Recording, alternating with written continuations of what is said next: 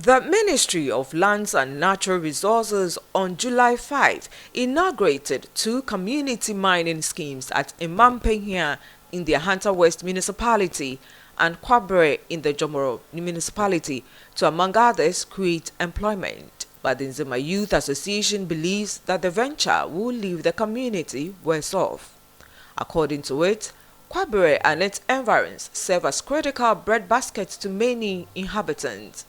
It claims that the area earmarked for the community mining is a watershed which, when disturbed, would lead to major flooding in several parts of Jomoro. We've had a survey, we've been there ourselves, and then history tells us that that place is a watershed. That's the more reason why we are asking President and then the government to halt. Because if even it is going to be underground mining, we are thinking about those going down there. If it is going to be a surface mining, when rain falls, floods.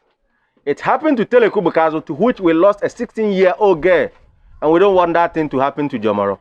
That's the more reason why we are asking the president to halt. The fact that the president has commissioned the site doesn't mean he can start, or unless he sit down with us.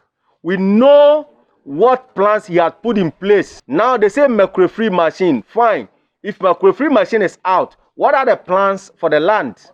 When the person finishes, is he going to reclaim it back? What is the bond? These are what we want the government to sit down with us for us to know. And is he going to compensate those people who have plantations on the land?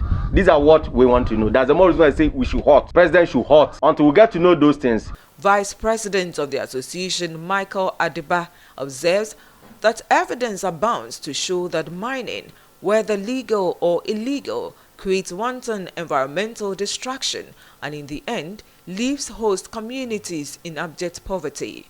He is therefore not convinced that the Kwabre project will lead to prosperity as is being touted. Michael Adiba wants government to rather focus its energy on solving the significant environmental problems that have been caused by mining.